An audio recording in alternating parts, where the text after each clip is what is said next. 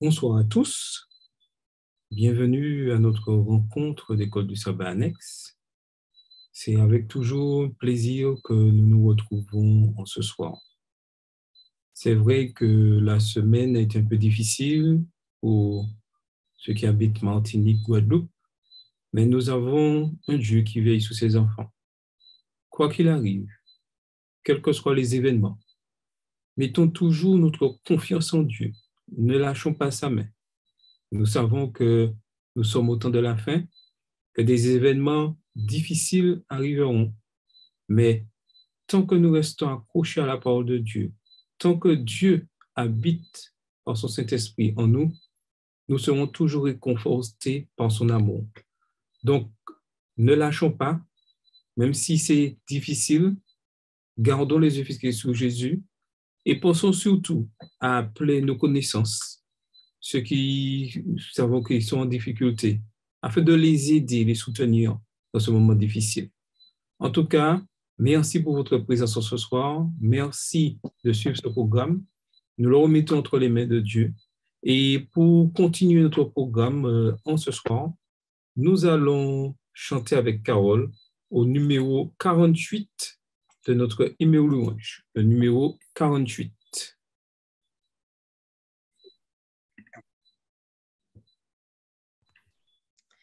Bonsoir Bonsoir, à Carole. tous. Bonsoir. Bonsoir à tous. J'espère que vous avez passé une belle semaine sous le regard de Dieu. Il nous permet d'être connectés ce soir, donc c'est bien l'effet de sa grâce. Donc, comme Charles l'a annoncé, nous allons chanter Tu m'as aimé, Seigneur. Comme d'habitude, vous chantez de chez vous avec moi et vos micros sont fermés. On y va? Tu m'as aimé, Seigneur, avant que la lumière brillât sur l'univers, que ta main a formé, et que l'astre du jour, parcourant sa carrière, versa la vie à flot sur la nature entière. Mon Dieu, tu m'as aimé, mon Dieu, tu m'as aimé. Mon Dieu, tu m'as aimé quand sur la croix infâme, on vit de Jésus-Christ le corps inanimé. Et quand pour m'arracher à la terrible flamme, ton Saint-Fils apportait les crimes de mon âme. Mon Dieu, tu m'as aimé. Mon Dieu, tu m'as aimé. Mon Dieu, tu m'as aimé quand par l'esprit de vie, le feu de ton amour en mon cœur allumé, ouvrit les nouveaux cieux à mon âme ravie. Quand la paix fut en moi, de sainteté suivie, mon Dieu, tu m'as aimé, mon Dieu, tu m'as aimé.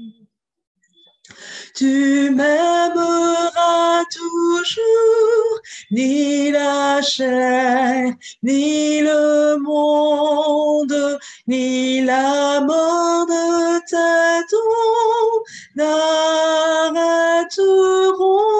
le cours où le mal abonda. Ta grâce surabonde à ton amour, ô Dieu, que mon amour réponde. Toi qui m'aimes toujours, toi qui m'aimes toujours. Merci à tous, bon sabbat. Merci, Carole. Et maintenant, je vais demander s'il veut bien à Philippe de nous faire la première prière. S'il m'entend, Philippe? OK, OK. Il n'y a pas de souci. Merci beaucoup. Notre Père qui est dans les cieux, nous voulons te remercier une fois encore de la semaine que tu nous as permis de passer. Nous sommes contents, nous sommes heureux d'être réunis de ce jour de sabbat que tu nous as donné. Permets-nous de jouer notre sabbat. Nous te présentons, Seigneur, Charles, Seigneur, qui aura la charge, Seigneur, de nous transmettre ton message vers loin de ton Saint-Esprit et que tu l'aides. Il y a aussi Carole, Seigneur, qui sera supervisée et va la fortifier et donner l'intelligence divine pour que tout se passe très bien, Seigneur. Bénis tous ceux qui sont sur la plateforme, va les bénir en abondance et ainsi que leurs familles respectives. Bénis nos pasteurs, nos colporteurs, bénis tous ceux qui collaborent à la souffrance de l'humanité, à soulager la souffrance de l'humanité et va les fortifier aussi. Seigneur, merci parce que nous sommes contents, Seigneur, pour ce jour et permets-nous de nous réjouir d'être en ta compagnie. Nous t'avons prié au nom de Jésus. Amen. Amen. Merci, Philippe. Alors, nous allons, comme d'habitude, passer au moment de l'instruction du manuel d'église. Comme depuis quelques vendredis, nous avons commencé le chapitre responsable et organisation des églises locales, où nous voyons la tâche, ce qui est demandé à chaque responsable de département. Et en ce soir, nous allons voir les diaconesses et le secrétaire d'église. Et secrétaire d'église. Donc,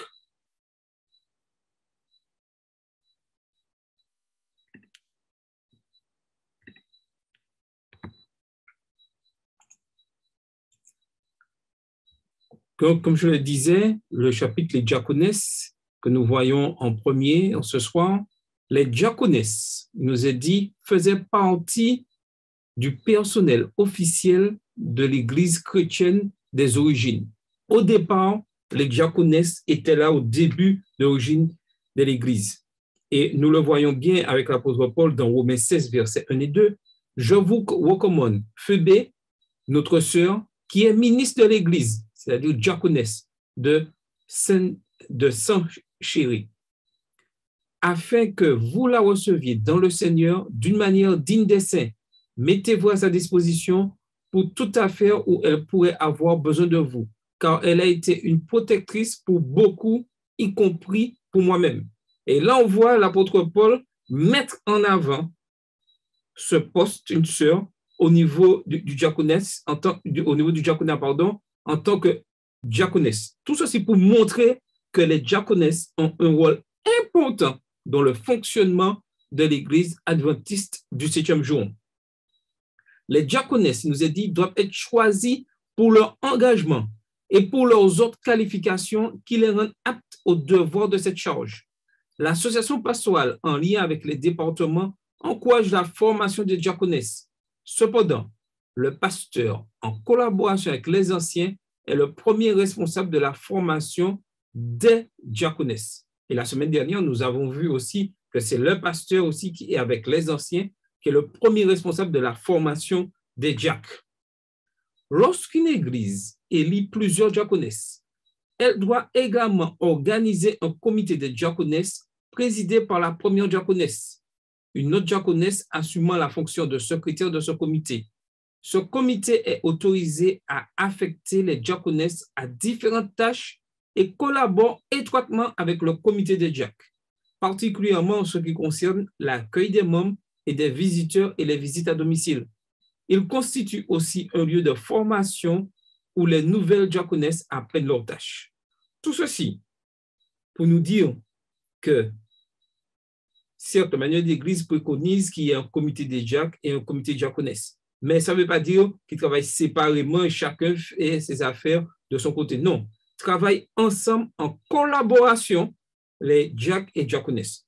En général, il faut le reconnaître que dans la plupart des églises, il n'y a qu'un seul comité qui compose le corps diaconat avec les diacres et les diaconesses. Donc, le plus souvent, ils travaillent ensemble et ils doivent vraiment être fidèles dans cette tâche. Mais comme vous l'avez remarqué, c'est ce comité-là aussi qui forme les nouveaux diacres et les nouvelles diaconesses afin qu'elles puissent, et que ces personnes puissent accomplir fidèlement leur mission. Ce service, comme la consécration des diacres, doit se dérouler sous la direction d'un pasteur consacré. Tout ceci pour nous dire que depuis 2010, les diaconesses ont le droit d'être consacrées comme les diacres et c'est en présence du pasteur, comme les diacres, qu'il y a ce service. Il doit se caractériser par sa simplicité et se dérouler en présence de l'Église assemblée. Tant qu'elles demeurent membres fidèles de l'Église, les diaconesses, une fois consacrées, n'ont pas besoin de l'être à nouveau, même si elles changent de communauté. Mais à l'échéance de leur mandat, elles doivent être réélues pour continuer de servir comme diaconesses. Les diaconesses ne peuvent pas présider un service. Les diaconesses ne sont pas autorisées à présider les services de l'Église, ni les assemblées administratives, et ne sont pas habilitées à diriger les cérémonies de mariage, ni à présider à la réception ou au transfert des membres. Si une Église ne compte parmi ses membres aucune personne autorisée à accomplir cette tâche, le responsable de l'Église doit contacter la fédération pour obtenir son assistance. Les diaconesses servent l'Église à de nombreux titres incluants. Et ceci est très important. Vous allez découvrir ces tâches-là. Très important, ces tâches qui sont attribuées aux diaconesses.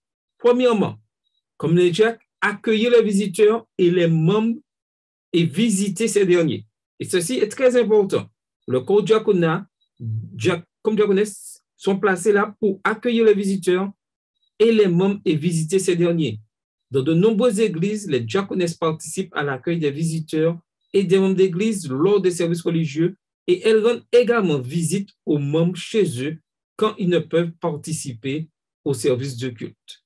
Et aujourd'hui, vu le contexte sanitaire, le corps diaconat participe par tous les moyens de communication qui existent, le téléphone, WhatsApp, les réseaux, afin d'être toujours en contact avec les membres. Mais si dans votre communauté, vous voyez que les diaconesses ne vous ont pas contacté, n'hésitez pas à prendre contact avec eux. Ils sont là, disponibles pour tous les membres, afin de prendre leurs nouvelles. Et si certains membres ont certaines doléances, peuvent appeler les diacres et diaconesses pour donner de leurs nouvelles ou signaler un problème quelconque. Deuxièmement, les diaconesses font en sorte que les candidats au baptême, je dis précise candidates, parce que la semaine dernière, nous avons vu les diacres s'occupaient des candidats et les diaconesses s'occupent des candidates au baptême, soient bien entourés tant avant qu'après la cérémonie. Elle donne aussi des indications et apporte assistance, le cas échéant, dans le choix d'habits convenables pour le baptême. Des robes en tissu appropriées seront prévues et les diaconesses doivent en ce cas s'occuper de leur nettoyage et s'assurer qu'elles soient rangées avec soin. Troisième point, les diaconesses et les diacres s'assurent que tout soit prêt pour ce service et que tout ce qui est alors utilisé soit correctement traité après le service de Sainte Seine. Avant le début de service de communion, c'est-à-dire la Sainte Seine, comme je le disais tout à l'heure, les diaconesses préparent la table de communion. Ce sont les diaconesses qui s'occupent de la table de la communion, c'est-à-dire tous les ustensiles qui vont se trouver sur la table. Elles préparent le pain, le vin, versent le jus de raisin dans les gobelets, disposent le pain sans le vin sur les assiettes et recouvrent le tout de la nappe prévue à cet effet. Les diaconesses apportent leur aide pour le service du lavement des pieds, apportant particulièrement leur assistance aux visiteuses et aux nouveaux membres de sexe féminin. Pardon. Donc, vous voyez bien que dans le fonctionnement de l'Église, on a prévu les hommes, des diacres s'occupent des hommes au service de la communion, pour le lavement des pieds, et les femmes s'occupent des femmes au service de communion. Quatrièmement, au niveau des soins des malades et des pauvres, les diaconesses aident les diacres dans cette mission à s'occuper des malades, des gens dans le besoin et des malheureux. Et ça revenait à ce que je disais, les diaconesses sont toujours là à la disposition pour prendre des nouvelles et aussi en recevoir. Et cinquièmement, l'entretien des locaux, comme les diacres. Dans les églises où la responsabilité du soin et de l'entretien des locaux n'est pas dévolue à une société de service, cette responsabilité échoit aux diacres et aux diaconesses. Donc, ce sont les 5 points importants que les diaconesses ont comme responsabilité au sein de l'Église. Et lorsqu'on regarde bien ces 5 points, ce sont des éléments, je dirais, capitaux pour qu'une Église fonctionne correctement. Si le corps diaconat est un peu en difficulté, l'Église est en difficulté. C'est pour ça qu'il est important de choisir de bonnes personnes, des individus remplis du Saint-Esprit, ayant cette volonté de donner leur temps au service et être au service de l'Église, afin que cette Église soit très forte, vraiment solide sur ses bases. Le corps diaconat est un élément important dans l'Église adventiste du 7e jour.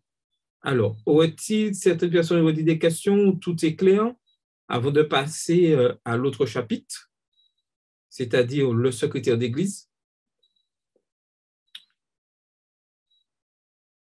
Donc, maintenant, nous passons le secrétaire d'Église. Certains, sous le titre, pourraient dire le secrétaire ou plutôt la secrétaire. Mais le manuel d'Église a le secrétaire, et c'est vrai qu'en général, au niveau des églises, c'est plutôt une femme qui occupe cette fonction, mais cette fonction n'est pas réservée uniquement aux femmes, c'est-à-dire c'est une fonction générale, que ce soit un homme ou une femme, peut être secrétaire d'église. Il n'y a pas de souci sur ce point-là. Le bon fonctionnement de toute église locale dépend largement du travail du secrétaire. Comme cette charge comporte des fonctions importantes et spécialisées, l'Église fera preuve de sagesse en choisissant pour l'assumer une personne pouvant être réélue. Est-ce que vous voyez déjà la différence par rapport à l'autre poste diaconat, ou même des anciens, où la personne est élue si l'Église vote. Mais on précise bien que cette personne pouvant être élue, c'est-à-dire que c'est vrai, sur le mandat, c'est 1 an ou 2 ans, mais afin d'assurer la continuité de la tenue des registres et de l'établissement des rapports, la personne qui se trouve à ce poste est là pour au moins, je ne vais pas dire elle est à vie, mais elle est là pour une durée assez importante, le plus souvent 6 ans, pour bien fonctionner, parce que c'est des choses. Et lorsqu'elle est remplacée, le plus souvent elle est remplacée par son adjointe qui a été correctement formée afin qu'il y ait une continuité. Vous comprenez? Donc, c'est un poste vraiment spécifique à qui que lorsqu'on propose à quelqu'un ce poste, il faut que la personne sache déjà qu'elle n'est pas là pour un mandat, parce que cette tâche est compliquée et il y a beaucoup de choses à faire. Donc, elle est là pour un petit moment dans cette fonction-là. Donc, elle doit se préparer à être dans la durée au niveau de ce poste.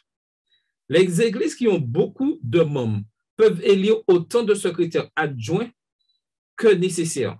Lorsque le secrétaire ne peut être présent à une assemblée administrative, il doit s'assurer qu'un adjoint sera présent pour en prendre des minutes. Tout ça, c'est pour nous dire qu'en réunion administrative, il est obligatoire. La réunion administrative ne peut pas se dérouler s'il n'y a pas le secrétaire ou un adjoint d'église présent à cette réunion. Quand c'est le secrétaire qui va prendre des notes, et le rapport du secrétaire est très important lors des réunions administratives. le secrétaire n'a pas l'autorité requise pour ajouter ou retrancher des noms. Et ça, nous l'avons déjà vu. De la liste des membres sans vote de l'Église. Et ce vote se fait en réunion administrative ou lorsque un membre demande son transfert à intégrer à l'Église au niveau des activités à l'Église de sabbat, qui doit toujours voter pour ajouter ou retrancher un nom de sa liste de membres, sauf en cas de décès. En cas de décès, la secrétaire ou le secrétaire a l'autorisation de rayer cette personne de registre puisqu'elle est décédée, ou lorsqu'un membre demande par écrit à ne plus être inscrit sur le registre de l'Église.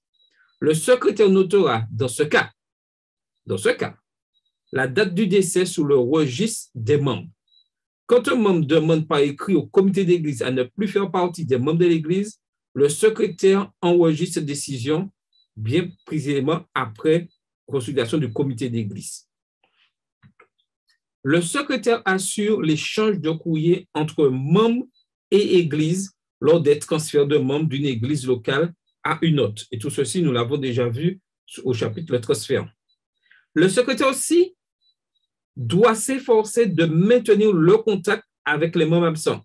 Donc, je dirais que l'équipe de secrétariat, c'est d'ailleurs secrétaire et son adjoint, font tout pour rechercher les membres absents, garder ce contact, essayer par des courriers, par peut-être des coups de fil, prendre contact avec eux.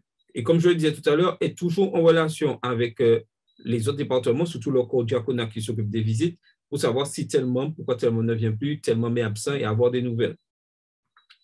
Avec l'autorisation du comité d'église, le secrétaire transmet au plus tôt à la fédération la liste des délégués élus pour représenter l'église à une assemblée de fédération. Pour ce faire, il utilise les formulaires fournis par la fédération ou à défaut, fournit cette liste sur papier libre, c'est-à-dire lors de l'assemblée ordinaire ou extraordinaire, la fédération ou des délégués de l'église doivent assister à cette assemblée. C'est le secrétaire qui s'occupe des courriers, de transmettre et de faire le nécessaire auprès de la fédération. Le secrétaire, et ça c'est une tâche très importante, remise des rapports, c'est très, très, très important. Le secrétaire doit remettre sans délai les rapports demandés par la fédération.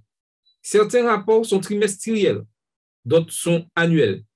Il est essentiel que les rapports soient envoyés au secrétaire de fédération dans les délais prévus parce qu'ils sont indispensables à l'exactitude des rapports préparés par d'autres organisations de l'Église mondiale. Et ça, c'est très important. Et c'est pour ça qu'il faut choisir quelqu'un vraiment qualifié, vraiment quelqu'un qui soit rigoureux dans son fonctionnement afin d'occuper le poste de fonction de secrétaire d'église. C'est important parce qu'il faudra répondre des fois rapidement, des fois régulièrement à des demandes de la fédération. Et imaginez-vous que les rapports ne viennent pas à la fédération. Comment la fédération peut faire son rapport pour dire combien de membres qu'il y a? Malheureusement, c'est vrai, nous sommes humains. Il y a certains secrétaires qui oublient d'accomplir cette mission et des fois mettent en difficulté les statistiques de la fédération. Donc, il est important d'être vraiment rigoureux. Le secrétaire obtient les informations requises auprès des autres responsables et des chefs de département de l'Église, surtout quand il y a le rapport au niveau du ministère personnel, activité laïque.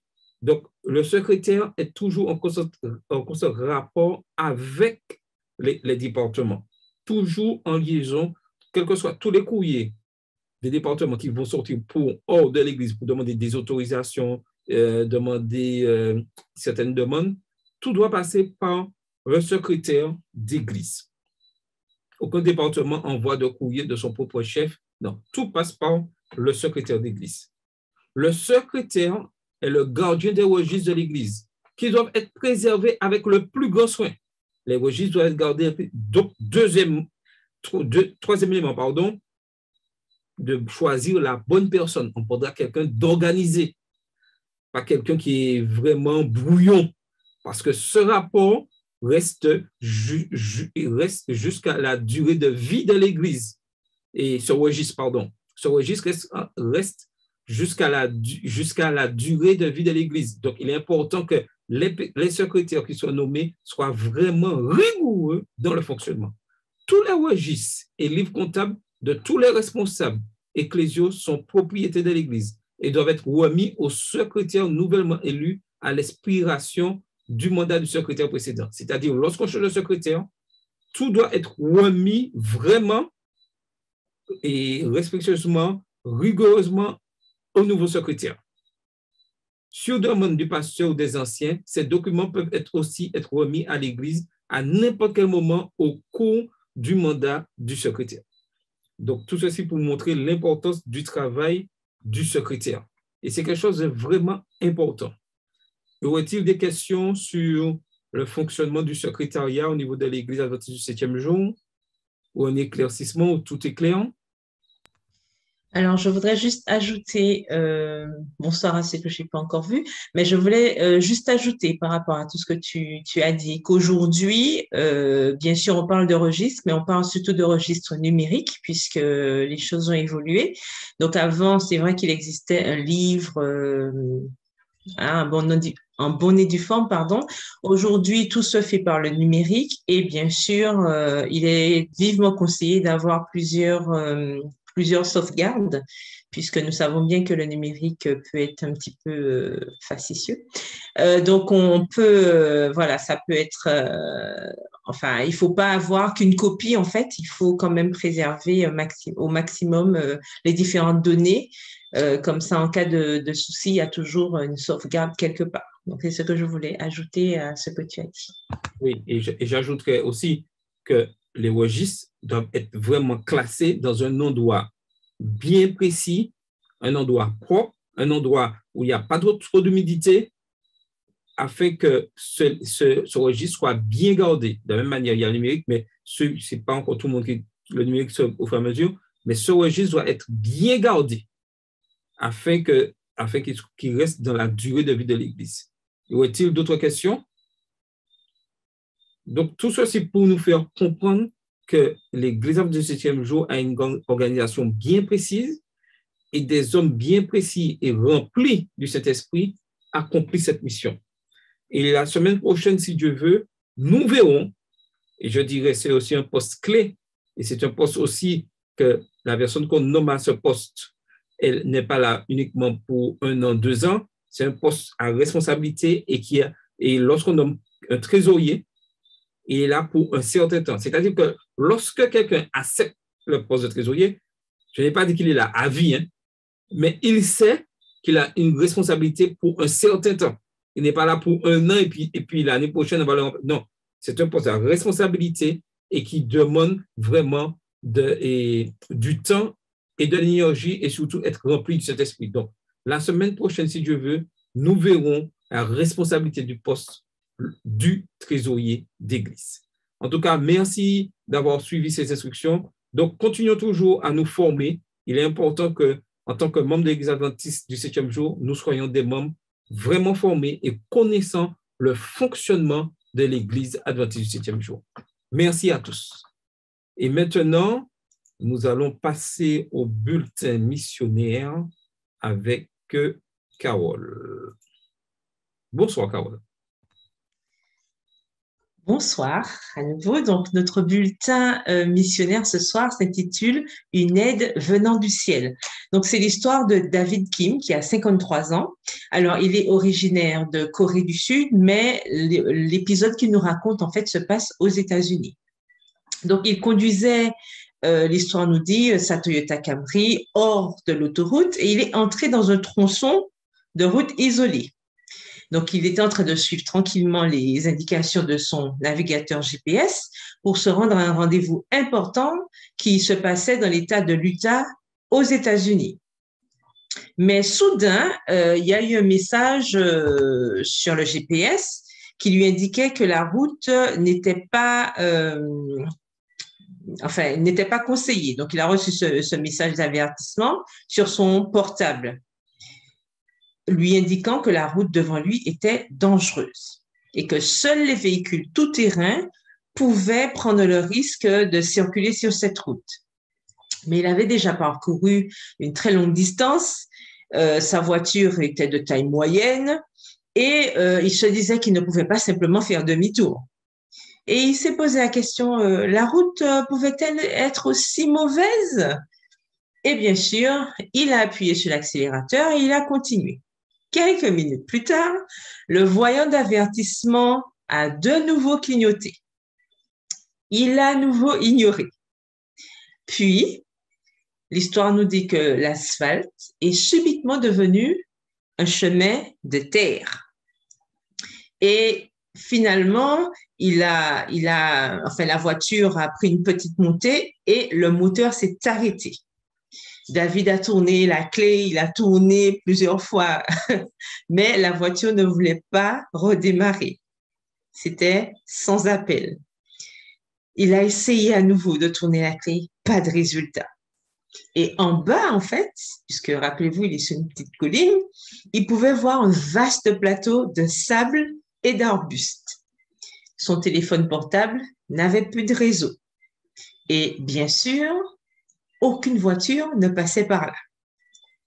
Soudain, il s'est senti effrayé et seul, et il était au milieu de nulle part. Pour ceux qui connaissent un petit peu les vastes ou qui ont déjà vu les vastes plaines aux États-Unis et tout, on sait bien qu'il s'est certainement senti bien seul. Et l'histoire nous dit en fait que David est un programmeur informatique sud-coréen, comme je vous ai dit, et il était aux États-Unis pour pouvoir participer à une formation. Il devait former des gens sur l'évangélisation via le net et sur les médias sociaux. Et voilà qu'il se retrouvait coincé sur le flanc d'une colline sablonneuse aux États-Unis. Et il s'est dit, et si je rencontrais des animaux sauvages? Il s'est agenouillé et il a prié. Voilà sa prière. Mon Seigneur, pardonne-moi d'avoir ignoré ces avertissements et d'avoir conduit jusqu'ici. Je ne savais pas que cela arriverait, mais je dois donner un séminaire ce sabbat. Qu'ai-je fait de mal? Son cœur était rempli de mélange de dépression, de peur et d'irritation. Il avait oublié que Dieu le guidait, car il avait voyagé pendant des périodes de 3 mois à la fois. Il donnait des séminaires un peu partout. Environ 5 minutes après sa prière, il a vu une camionnette monter la colline. Un couple de personnes âgées est sorti et ils l'ont vu. Et ils lui ont demandé, qu'est-ce qui ne va pas? David leur a parlé du moteur qui refusait de démarrer. Le vieil homme s'est glissé dans la voiture et il a aussi tourné la clé. Pas de résultat.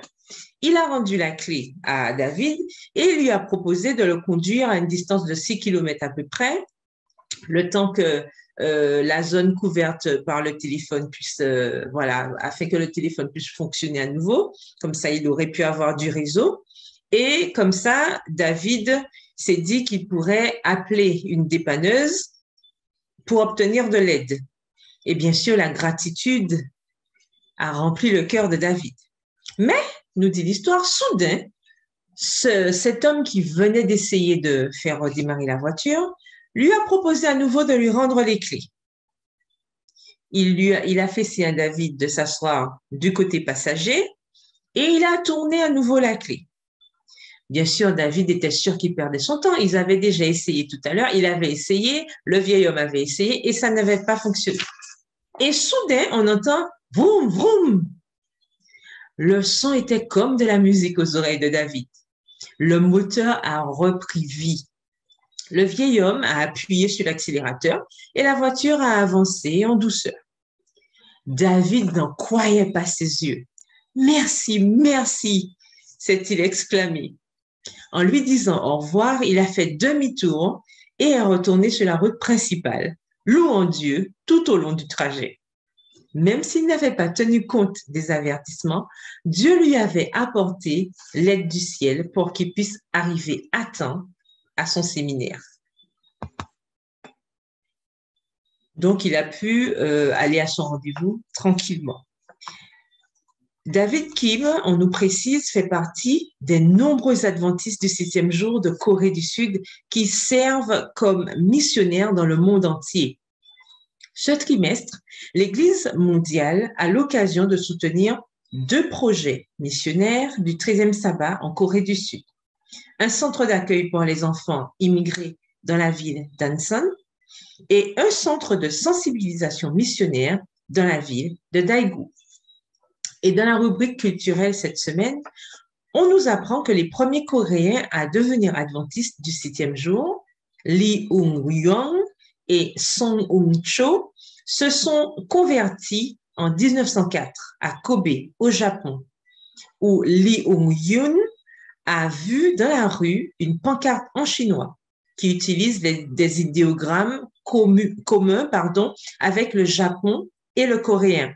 Et sur cette pancarte, il avait pu lire « The Seventh Day Sabbath Jesus Second Coming Church », l'église du sabbat du 7e jour et du retour de Jésus. Il était déjà chrétien et était intrigué par cette pancarte. Après avoir enquêté, il a parlé à l'évangéliste Id Kunia, qui l'a invité à aller à l'église avec lui. Et les deux hommes ont été baptisés. Song Eun-cho est ensuite retourné en Corée, où il a commencé à diffuser le message. Plus tard, cette année-là, il a invité Id Kunia à venir aussi en Corée pour enseigner aux convertis. En février 1943, pendant la Seconde Guerre mondiale, les dirigeants de l'Église en Corée ont été arrêtés par la police japonaise et détenus en prison jusqu'à la fin de l'année. L'un d'entre eux est mort des suites des tortures qui lui ont été infligées en prison. 2 autres sont morts peu après leur libération et un autre plus tard. Au total, environ 40 adventistes du 7e jour ont été emprisonnés pour leur foi. Beaucoup d'autres ont fui vers les régions montagneuses de Corée et sont rentrés chez eux une fois la guerre terminée. Donc voilà pour ce soir l'histoire que nous avons eue. Nous continuons à prier pour les missionnaires tels que David Kim. Nous prions aussi pour les adventistes de cette région qui continuent à faire ce travail, qui continuent à participer à la mission afin que d'autres puissent entendre parler de Jésus. N'oublions pas notre offrande du 2e sabbat afin d'aider ces différents projets. Que Dieu vous bénisse. Bon sabbat à tous et à bientôt.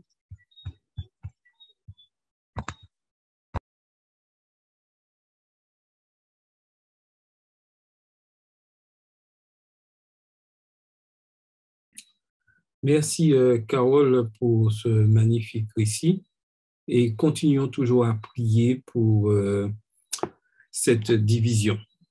Donc, cette semaine, nous avons étudié la leçon 9, dont le titre « Changer leur cœur ».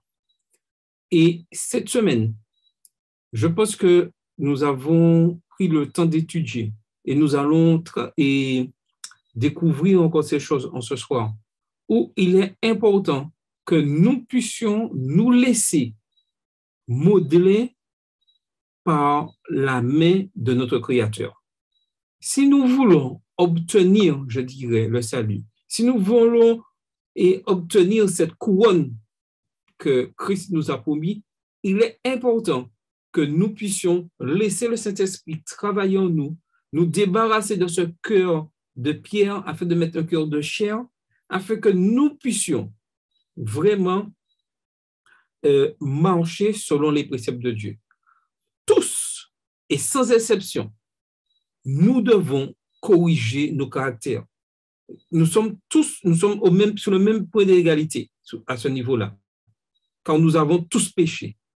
Mais la différence aujourd'hui, c'est entre ceux qui ont fait le choix de laisser Dieu les modeler et ceux qui ont persisté dans la dureté de leur cœur. Et nous allons en parler, discuter, et j'espère avoir le maximum un échange ce soir parce que je pense qu'il est important que nous puissions savoir là où nous sommes aujourd'hui, dans ce temps difficile où il y a beaucoup de difficultés, et savoir où nous allons et ce que nous allons faire. Nous avons un choix à faire et il est capital aujourd'hui de faire le bon choix.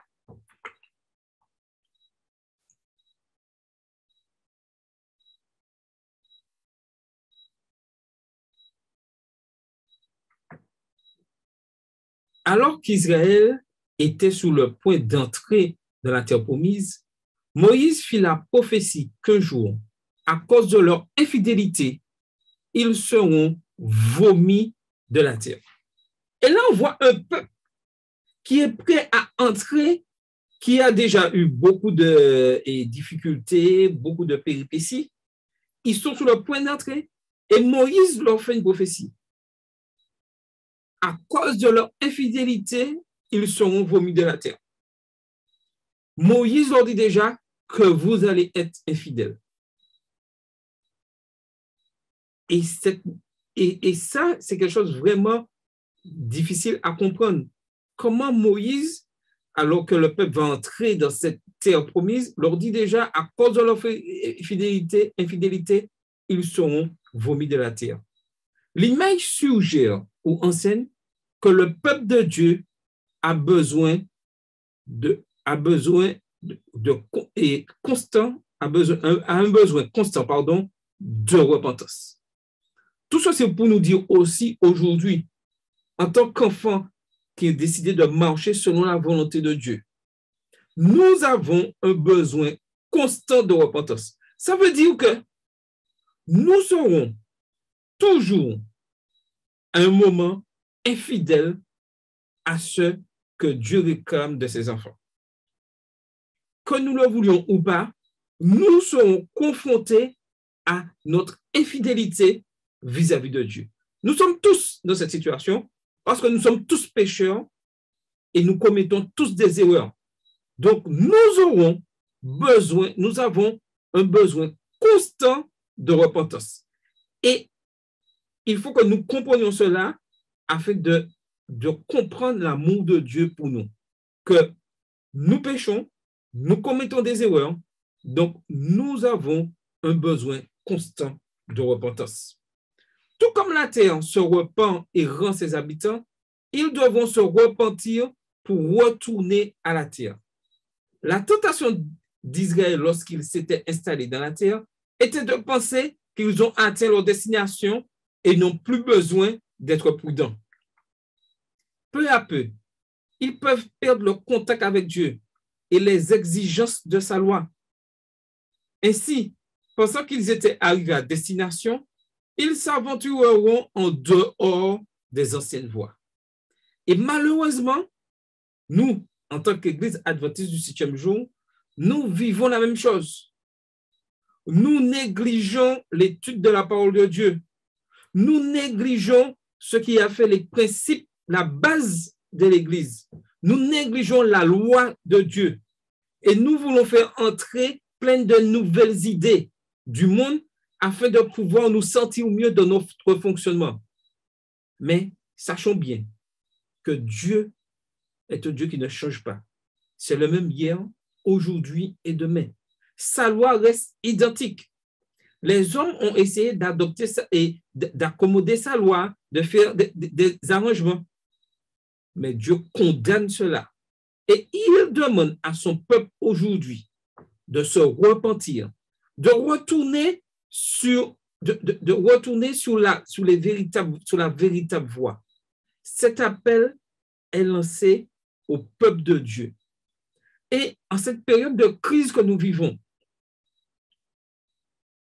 nous devons prendre conscience de savoir là où nous sommes, savoir là où nous voulons aller. Aujourd'hui, il est temps que nous puissions prendre la bonne décision. C'est précisément ce qui arrivera à Israël qui sera trompé par de leurs faux prophètes. Et aujourd'hui, malheureusement, il existe des faux prophètes, des hommes qui nous font croire des choses que Dieu n'a jamais dites. Et il est important d'être fidèle à la parole de Dieu. Ces prophètes leur donneront l'illusion de la paix. Et Jérémie 6, verset 14, il nous dit, « Paix, paix, disent-ils, et il n'y a point de paix. » Et aujourd'hui, on entend beaucoup ce discours, « Paix, paix, paix. » Certains, même dans l'Église adventiste du 7e jour, disent, « Oui, Dieu va procurer cette paix, il y aura cette paix. » Si nous... Ce n'est pas ce que Dieu a dit. Donc, il est important que nous puissions connaître la parole de Dieu. Le prophète Jérémie les exhortera donc à se réveiller et à se repentir. demandez quels sont les anciens sentiers. Et cet appel est encore plus d'actualité pour nous, adventistes du 7e jour. Cet appel est encore plus important pour ceux qui souhaitent connaître la volonté de Dieu. Cet appel est encore plus important pour ceux qui étudient et qui découvrent la vérité et qui acceptent la vérité de la parole de Dieu. Il nous est demandé de retourner à la base, la loi de Dieu. Et ceci est très important. Est-ce que quelqu'un voudrait ajouter quelque chose avant que je continue? Poser une question? Est-ce que tout est clair? Donc, dans toute cette histoire, il y a une ironie dans l'idée de la repentance biblique. Avancer, c'est revenir en arrière. Et c'est très bizarre. Alors, aujourd'hui, Dieu nous demande d'avancer, mais en même temps nous dit de revenir en arrière, c'est-à-dire de revenir aux origines. Et si nous voulons avancer, il faut que nous retournons à la base qui est la loi de Dieu, les 10 commandements. Il est important. Mais garder cette base des 10 commandements, retourner à cette base pour avancer. Nous avons trop voulu adapter la loi de Dieu à nos sentiments. Ce n'est pas la loi qui doit s'adapter à nous. Nous devons nous adapter à la loi. Mais nous cherchons le plus souvent que cette loi, nous cherchons des excuses. Tandis que la loi est là pour nous montrer nos erreurs afin que nous puissions passer par ce chemin de la repentance. Et c'est quelque chose de capital pour tous ceux qui souhaitent obtenir la couronne de vie. Dans cette leçon, nous étudierons la structure de la repentance, retour à Dieu. Et c'est quelque chose de très important. Cet appel durant cette semaine nous demande de retourner à Dieu. Un principe important dans le livre de Deutéronome qui nous confronte au thème suivant. Chercher Dieu, le pardon de Dieu, le retour et l'accomplissement de la prophétie. C'est quelque chose vraiment de capital. À la porte de la terre, Moïse répéta ses avertissements. Le fait que Dieu y ait amené Israël ne signifie pas qu'ils resteront dans ce pays pour toujours. Et il est important que nous puissions comprendre. Le fait que Dieu y ait amené Israël ne signifie pas qu'ils resteront dans ce pays pour toujours. Moïse voyait les échecs potentiels d'Israël et par conséquent leur exil à venir et il les rassura. Quand ils s'égareront et seront en détresse, résultant du jugement d'Israël, résultant du jugement, Israël devra chercher leur Seigneur qui leur pardonnera alors. Et tout ça, c'est pour nous dire aujourd'hui que lorsque nous commettons des erreurs, et Dieu sait que nous commettrons des erreurs, il le sait bien, mais dans son amour, il nous dit que si nous revenons repentants, il sera toujours là pour nous pardonner. Dieu sera toujours là pour nous pardonner. Ils retourneront ensuite à leur marche avec Dieu sous les anciennes voies. Dieu les ramènera alors à la terre. Et tout ce processus qu'avec le peuple d'Israël est malheureusement du côté négatif, mais heureusement, de l'amour de Dieu, le même schéma que nous avons en tant qu'enfants de Dieu dans notre relation avec Dieu. Nous devons comprendre qu'il est important pour nous de chercher Dieu. Toute personne voulant avoir, je dirais, cette paix, voulant vraiment être vraiment et rechercher la parole de Dieu, doit chercher constamment ce que Dieu désire pour lui.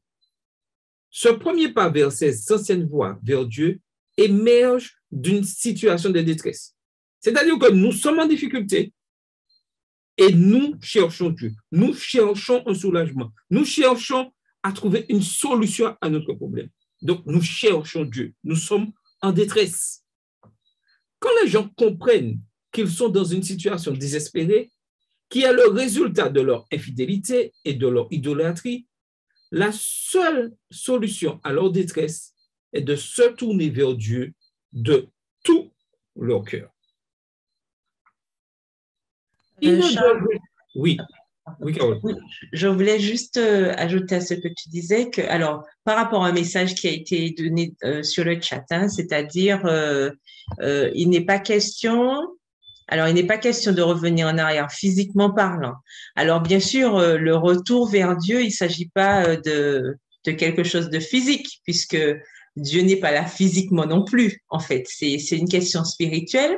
Mais on voit bien que le peuple d'Israël, parce qu'on a eu à lire Deutéronome 5 encore cette semaine, et on voit bien que le peuple, même lorsque Dieu parlait au peuple, parce qu'à un moment donné, Dieu parlait directement au peuple, d'accord? Et en fait, ils ont demandé à Moïse d'être l'intermédiaire parce que on a l'impression qu'ils avaient peur d'entendre Dieu leur adresser la parole directement.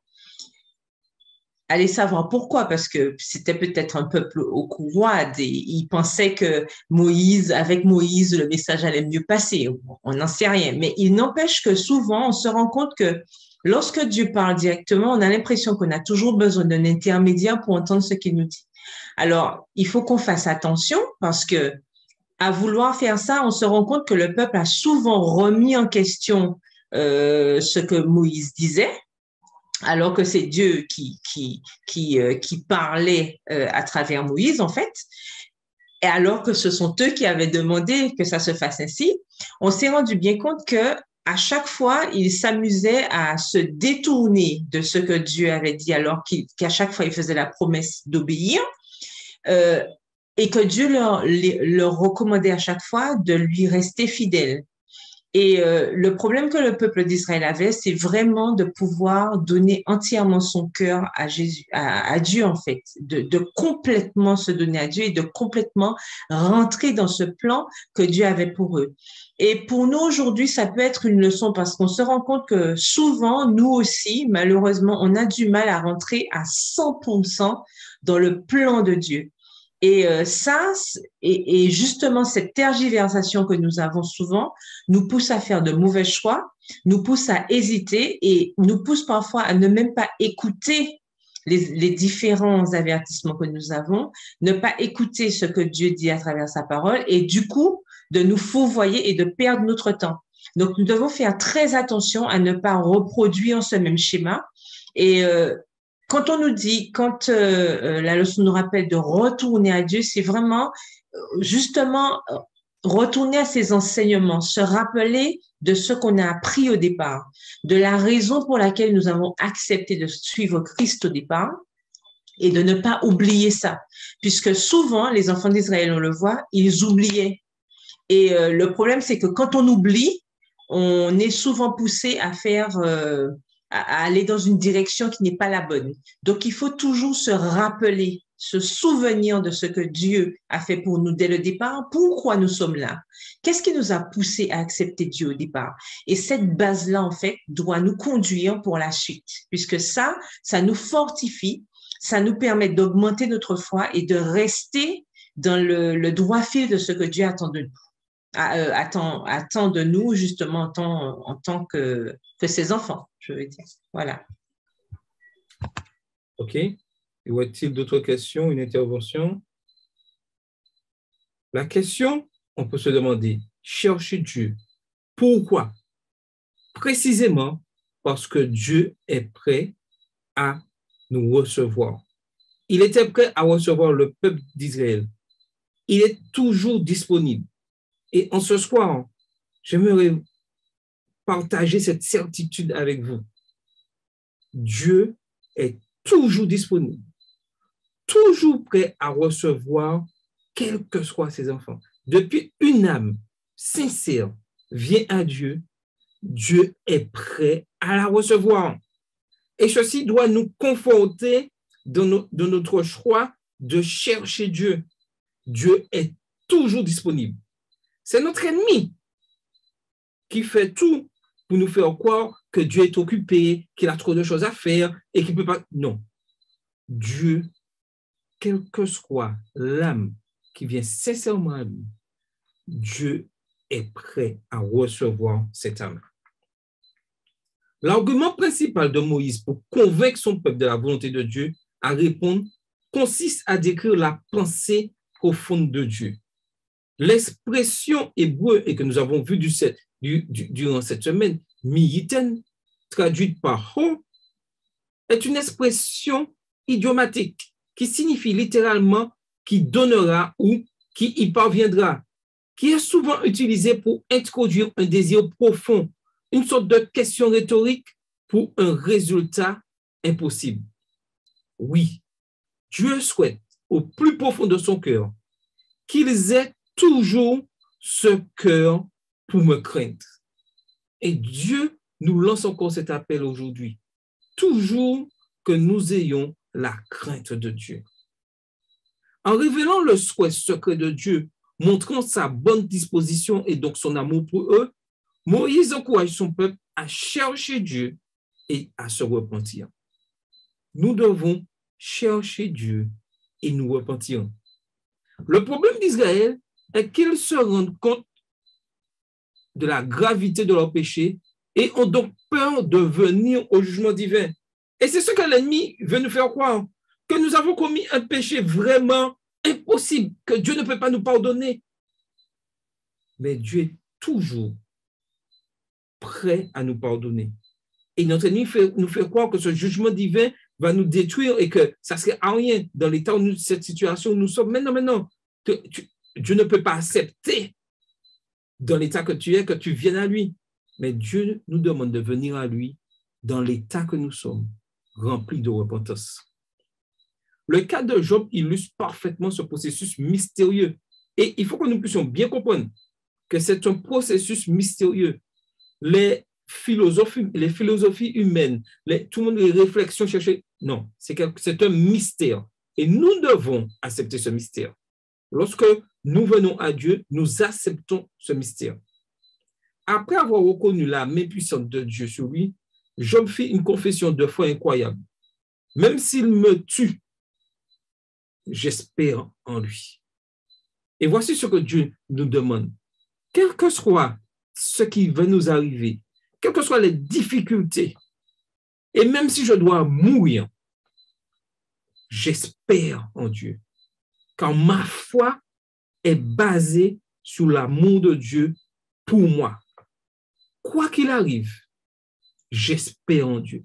Et mon souhait, c'est que chacun de nous, chaque étudiant de la parole de Dieu, chaque personne qui recherche Dieu, puisse vraiment dire « J'espère en Dieu. J'espère en toi, Seigneur. » Oui, le Seigneur est dans le chat, il marqué, oui, Amos 5, verset 4, l'Éternel dit « Cherchez-moi et vous vivrez. » Et cet appel est d'actualité pour chacun d'entre nous en ce soir. Cherchons Dieu et nous vivrons. Job savait que Dieu était le seul moyen de sortir de son état tragique. Et nous devons aujourd'hui être convaincus que Dieu est le seul moyen de nous sortir de notre état de péché. Paradoxalement, Job fuit Dieu pour aller vers Dieu. Moïse encourage son peuple à faire de même. Prenons le temps de réfléchir. J'ai quelques questions et discuter pour répondre. Carole va essayer de répondre, mais je souhaiterais avant que certains puissent intervenir. Quel est l'aspect du caractère de Dieu révélé dans l'expression idiomatique migiten? Qu'est-ce que l'impossibilité de réaliser ce désir vous enseigne sur Dieu? Quelle est la condition qui oblige Israël à chercher Dieu et pourquoi? Que signifie le fait de chercher Dieu? Pourquoi Israël avait-il besoin de chercher Dieu? Et en répondant à ces questions, ceci nous permet de mieux comprendre, de savoir là où nous sommes. Notre besoin de chercher Dieu, est-il d'actualité ou est-il une utopie, quelque chose que nous ne voulons même pas qu'il se réalise? Dieu souhaite que chacun de nous nous puissions prendre le temps de le chercher. Donc, je laisse la parole à Carole, si elle veut ajouter des choses.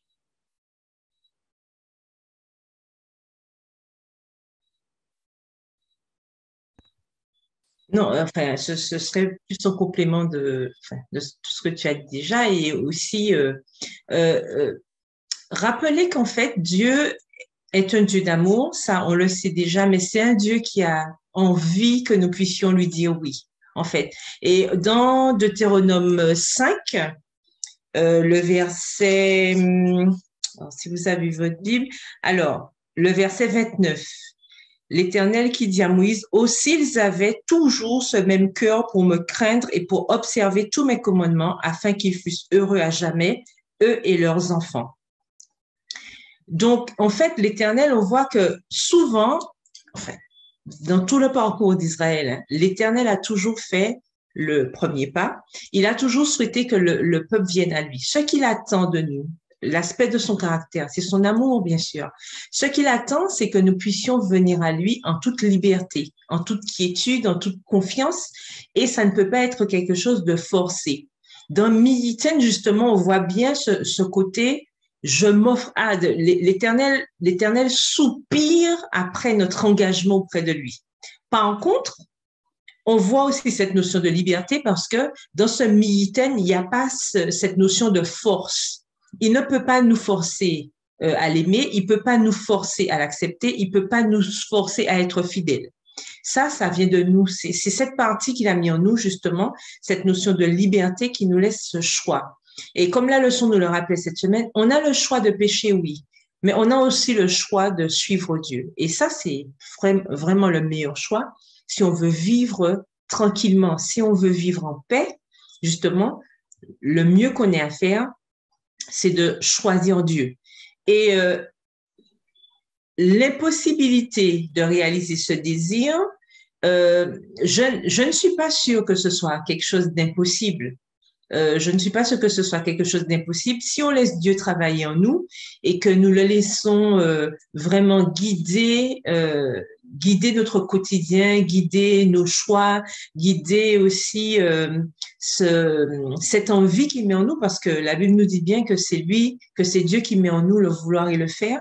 Et si on le laisse agir, c'est sûr que je pense que la transformation se fera et on pourra aboutir à à ce bonheur justement qu'il nous promet. Bien sûr, nous savons que ce bonheur a son apogée lorsqu'il reviendra, que nous vivrons avec lui au ciel, etc. Mais déjà sur terre, on peut avoir ce sentiment d'appartenance qui nous aide à affronter les difficultés comme il faut. En fait, ça, c'est quelque chose d'important parce que plus notre relation avec Dieu est quelque chose de constant, et plus on aborde notre quotidien de manière différente et de manière plus sereine. Et ça, c'est quelque chose de très important, particulièrement quand on vit des situations de stress, comme on le voit en ce moment, cette situation aux Antilles. La question est, est-ce qu'on va commencer à s'arracher les cheveux, à se poser plein de questions, etc., ou est-ce qu'on va se rappeler des promesses, des avertissements de Dieu qui nous permettront de toute façon d'aller au-devant de ces difficultés avec confiance, en lui demandant de nous donner la force de pouvoir supporter de toute façon ce que nous ne pouvons pas changer. Et ça, c'est quelque chose d'assez important. Donc, il faut, en fait, pour pouvoir chercher Dieu et aller vers Dieu, il faut avoir envie. D'accord? Il faut avoir envie d'y aller. Il faut avoir envie de se laisser guider par lui. Et ça, c'est quelque chose de vraiment personnel et personne ne peut mettre ça en nous. C'est quelque chose qui naît de notre fort intérieur et qu'on ne peut pas transfuser, qu'on ne peut pas, ça ne peut pas se léguer. D'accord? C'est pas un héritage. C'est quelque chose qui doit être personnel. Donc, chercher Dieu, ça reste une quête vraiment individuel, c'est pas quelque chose, enfin, ma mère ne peut pas chercher Dieu à ma place, mon père non plus, enfin, ni mon frère ni ma sœur. Ça doit être vraiment quelque chose de personnel. Et quel que soit quelle que soit la manière dont on met les choses, notre relation avec Dieu reste quelque chose quand même ça reste face à face, ça reste quelque chose d'individuel que nous seuls pouvons développer. Personne ne peut faire ça à notre place. Et on l'a bien vu, Israël, bien sûr, il y avait le peuple, mais chaque membre de ce peuple avait la responsabilité aussi de se référer à Dieu et de rechercher Dieu. Donc ça, c'est important. Et le peuple avait besoin de chercher Dieu parce que en sortant d'Égypte, Dieu avait fait un contrat avec le peuple. Et ce contrat a été malheureusement a été rompu à cause de l'infidélité du peuple. Or, nous savons que sans Dieu, le peuple ne pouvait aller nulle part. Donc, il était important que le peuple reste accroché à l'Éternel. Et ça vaut aussi pour nous aujourd'hui. Lorsque nous passons par différentes situations, différentes complications de cette vie, il est important pour nous de rechercher Dieu parce que Dieu est le seul pilier sur lequel nous pouvons nous appuyer pour pouvoir passer les complications que nous avons dans ce monde-là. Toutes les épreuves que nous avons, que ce soit en bien ou en mal, c'est-à-dire que ce soit des moments de bonheur, des moments où c'est plus difficile, c'est avec Dieu seulement que nous pourrons surmonter ça. Et je pense que nous tous, nous tous qui sommes connectés, et peut-être ceux qui verront cette émission plus tard, nous avons tous une expérience où nous avons vu Dieu agir. Nous avons vu que notre confiance en Dieu nous a permis de surmonter cette difficulté. Et c'est ça, justement, ce parcours de chrétien que nous devons développer et qui va nous aider à aller jusqu'au bout avec la grâce de Dieu. Oui, je voulais ajouter. Oui, vas-y. Oui, c'est un complément pour ce que Carole disait. Effectivement, c'est un truc personnel. Donc, cela veut dire que lorsque nous cherchons Dieu, nous avons la garantie de traverser l'épreuve parce que c'est Dieu qui nous permet de traverser. Parce que Dieu nous a pas laissé dans l'ignorance. Il a dit que vous aurez des tribulations dans le monde, mais prenez courage car j'ai vaincu le monde. Effectivement, quand nous avons Dieu, nous traversons cette épreuve, mais cela ne veut pas dire que, voilà. Donc, je voulais aussi rebondir sur le souhait de Dieu aussi. Si ce peuple avait un cœur, obéissait à mes commandements, avait un cœur à craindre, à obéir. Donc, pourquoi Dieu dit ça? C'est-à-dire que au départ, lorsque Dieu et les enfants, Moïse a donné les enseignements au peuple, le peuple a dit, nous allons faire ce que l'Éternel a dit. Mais dans la présence de Dieu, le souhait de Dieu, tu vois, c'est un souhait. Donc Dieu savait que le peuple allait rompre l'alliance, sa partie. Mais Dieu, le but de Dieu, c'est, on doit, comme dit, je dois interpréter ça pour moi-même. Si Philippe pouvait craindre mon nom, donc ça doit m'interpeller. Donc le désir de Dieu, c'est que nous obéissons, nous gardons sa parole et nous avons cette garantie. Ça ne veut pas dire que les épreuves seront supprimées, les difficultés seront supprimées, mais il nous donne cette garantie que si nous le choisissons, nous allons avoir la vie, nous allons traverser tout ce qui nous dirait ça. Donc, c'est tout notre intérêt de faire un choix. Et notre choix dépend de la prolongation de notre vie. Donc, nous avons le choix, nous avons le libre arbitre, mais Dieu insiste, l'insistance de Dieu, que sans forcer, si tu me choisis, eh bien, tu auras cette garantie-là. Mais on voit que la supplication de Dieu, donc sans forcer l'individu. Donc, c'est à notre intérêt de faire le bon choix. Et comme Carole disait, c'est une affaire personnelle. Et il dit que si vous me cherchez de tout votre cœur, je me laisserai trouver par vous. Voilà. Amen. Maintenant, voyons le pardon de Dieu. C'est grâce au caractère miséricordieux de Dieu qu'Israël sera pardonné et non à cause de leur mérite. Et ceci est valable pour nous aujourd'hui. C'est grâce au caractère miséricordieux de Dieu que nous sommes pardonnés et non à cause du mérite. Nous n'avons aucun mérite. Il n'y a aucune raison qui justifierait le pardon de Dieu. Il n'y a aucune raison. Il n'y a aucune raison. Non, le salaire du péché, c'est la mort.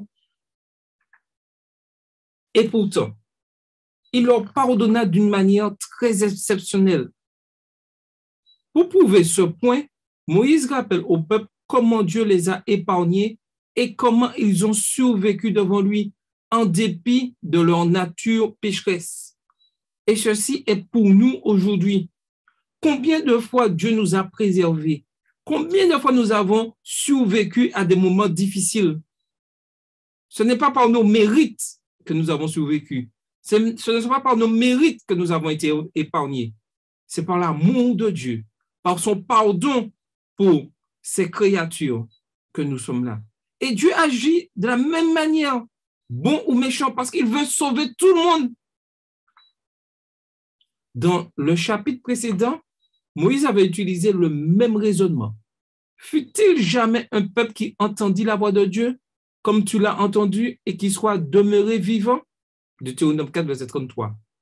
C'est la conviction de la grâce de Dieu qui aiderait Israël à oser s'approcher de Dieu en dépit de leur nature pécheresse. Et voyons cette histoire vraie.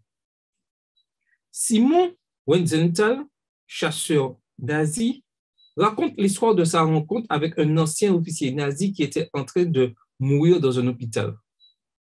Le nazi demanda à Wiesenthal de lui pardonner les crimes horribles qu'il avait commis contre des civils juifs. Pardon sans lequel, selon lui, il ne pouvait mourir en paix. Wiesenthal, qui garda le silence tout au long de la rencontre, sortit sans répondre à la demande du nazi. Wiesenthal conclut l'histoire par une question. Qu'auriez-vous fait?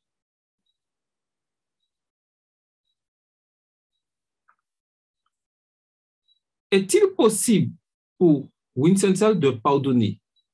Qu'auriez-vous fait? Donc, je souhaiterais qu'une ou deux personnes interviennent et disent comment ils conçoivent cette chose-là. Qu'est-ce que j'aurais fait à la place de cet homme? La grâce se trouvant dans le pardon de la victime. Pourquoi le péché n'est-il pardonné que lorsqu'il est impardonnable? Et ça, c'est une question vraiment, vraiment, vraiment réflexion que nous devons nous poser. Pourquoi le péché n'est-il pardonné lorsqu'il est impardonnable? Alors, vous avez la parole.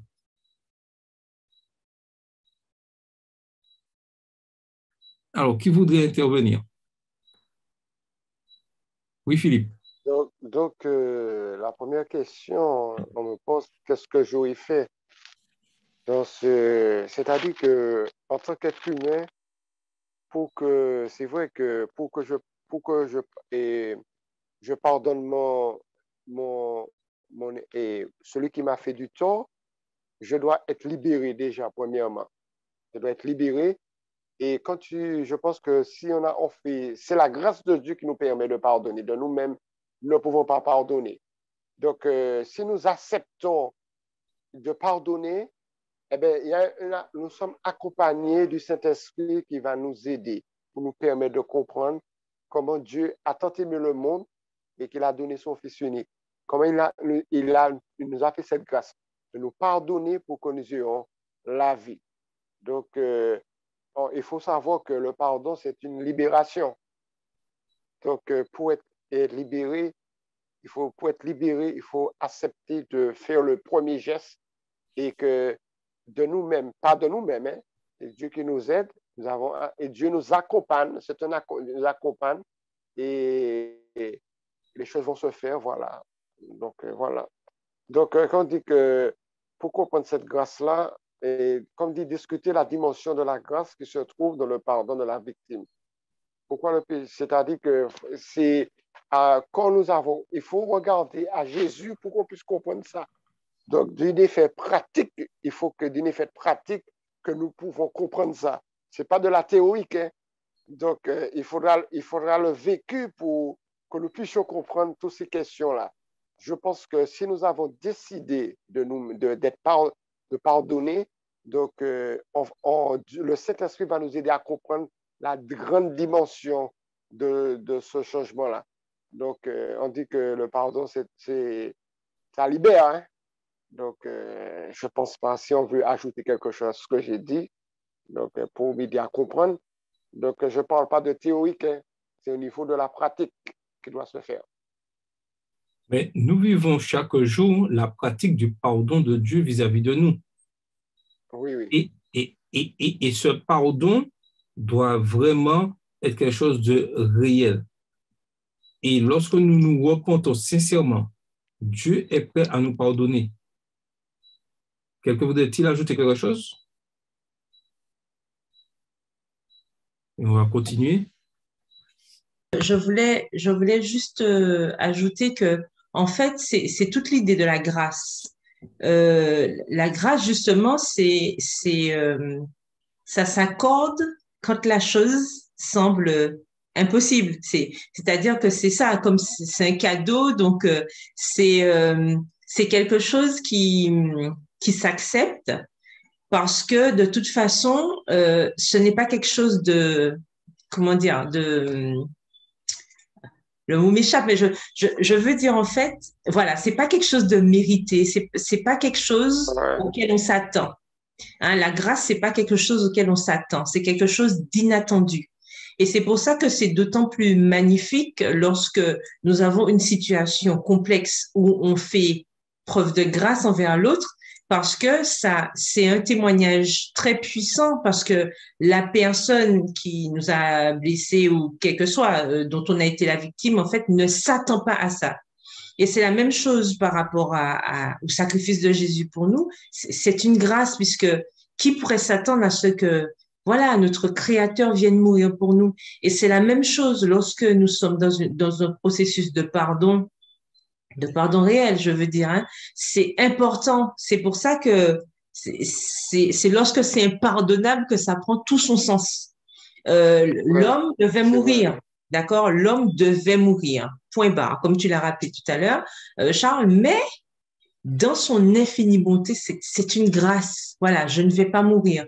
Il y a eu plein de situations comme ça. On a vu, je ne sais pas, vous avez certainement entendu parler de cette histoire de cette dame qui a pardonné, ça se passe aux États-Unis, qui a pardonné au meurtrier de son fils. Et elle l'a logé, elle l'a nourri, une fois qu'il est sorti de prison, tout ça, elle a logé cet homme, elle a aidé à dans sa réinsertion au niveau professionnel et tout ça, alors qu'au départ, euh, il avait tué son fils. Quand même, je ne sais pas si vous imaginez, c'est quand même extraordinaire. Ça, c'est ça, cette notion de grâce. Est-ce que vous pensez que ce jeune homme aurait, ne serait-ce qu'espéré, malgré le fait qu'il ait fait sa période de prison et tout, est-ce que vous pensez qu'il aurait même espéré que cette dame puisse lui pardonner cet acte? Et là, on voit la puissance du pardon et la puissance de la grâce. Et quand on voit ce genre de situation, on se dit là, on comprend c'est quoi la grâce. Et c'est pour ça que ça a tout son pesant d'or lorsque la situation semble complètement impossible, incroyable. Et la Bible nous rapporte, hein, Dieu nous rappelle que ce n'est pas vous qui m'avez, hein, dans Jean 15, verset 16, ce n'est pas vous qui m'avez choisi, c'est moi qui vous ai choisi. C'est-à-dire qu'en fait, c'est quelque chose qu'il a fait pour nous.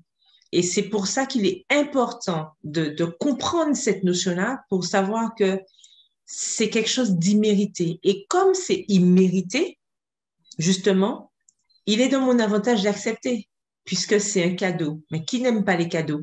C'est le cadeau le plus merveilleux que nous puissions avoir en tant qu'être humain. Donc, à nous justement de l'accepter. Alors, je vois que Galaxy Tab a levé la main, donc je lui laisse la parole. Bonsoir à tous et bon sabbat. Oui, bonsoir, oui. Bonsoir, bon sabbat. C'est vrai que lorsqu'on considère cette notion-là, la grâce et le pardon, on aura du mal à comprendre qu'on puisse formuler une telle phrase, mais le pardon s'avère inutile pour un pécheur, je dis bien pour un pécheur, si ce dernier ne l'accepte pas. Et il nous a été raconté l'histoire de cet homme qui attendait son exécution. Et puis, voilà, comme ça arrive pas souvent, mais comme ça peut arriver, quelqu'un a pris sa défense et a plaidé sa cause. Et là, plaider pour sa vie, ne le tuez pas. Hein. Et là, cet homme a le privilège d'obtenir la grâce. Et lorsqu'on a la grâce du condamné, on n'a qu'une chose à faire, c'est de saisir cette chance. Alors qu'on devait mourir, eh bien, voilà que notre vie sera épargnée. Mais cet homme, qu'est-ce qu'il a fait? Il ne l'a pas accepté. C'est ça, on reçoit un cadeau et lorsqu'on reçoit un cadeau, on est quelque part libre de l'accepter ou de dire je refuse ou je l'accepte. Donc, que ce soit un terrain, que ce soit une voiture, qu'importe. Donc, voilà, on essaie de considérer ça et on se dit, mais c'est vrai qu'on n'a rien fait pour mériter ça. Eh bien, voilà, Seigneur, puisque tu m'accordes le pardon et puisque tu m'accordes ta grâce, je l'accepte. Parce que le larron sous la croix. Et on en revient toujours à ce récit parce que les deux, ils ne sont pas différents de nous, bien qu'ils ne soient plus. Et on doit se retrouver un peu là-dedans et se dire qu'il y a un qui a décidé de ne pas accepter. Jésus avait suffisamment dans son stock de pardon pour pouvoir pardonner ces deux-là en même temps que lui. Et il y en a un qui a accepté et il y en a un autre qui n'a pas accepté. Donc, voilà. Aussi bizarre que ça puisse paraître de formuler une telle phrase, mais le pardon est inutile pour le pécheur si premier ne l'accepte pas. Il faut qu'il accepte, il faut qu'il considère que je n'ai rien fait pour mériter ça, c'est la mort qui m'attendait, je suis un pécheur. Et c'est pourquoi Dieu nous invite à le chercher, à rester près de lui, tout ce qu'on considère ce soir. Il y a une question que j'aimerais partager avec vous, c'est que on en est souvent à dire fixe les yeux sur le maître, fixe les yeux sur Jésus. Et à côté de ça aussi, on en est à dire cherche Dieu. Mais c'est quoi véritablement? Que signifie véritablement chercher Dieu? Parce que la question peut nous être posée par des intéressés ou par je ne sais qui. Et c'est quoi véritablement chercher Dieu? De même qu'on peut dire c'est quoi véritablement fixer les yeux sur Dieu. Voilà, c'est ça. C'est des choses qu'il faut pouvoir expliquer. Et c'est vrai que c'est pas évident. Parce qu'on dit à la personne cherche Dieu, cherche Dieu. Cherche Dieu, on peut lui dire ça simplement ou bien avec toutes les formules qu'il y a, cherche Dieu.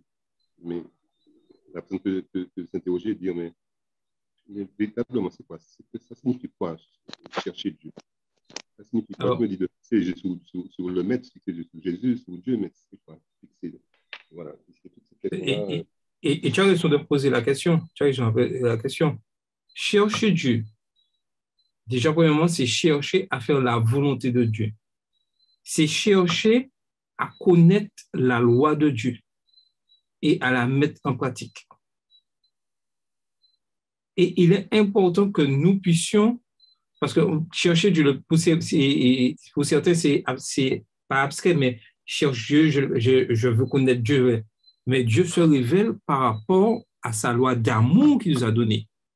Et il nous demande, il nous a donné cette loi d'amour, et il nous dit, respecte cette loi d'amour et tu vivras en sécurité.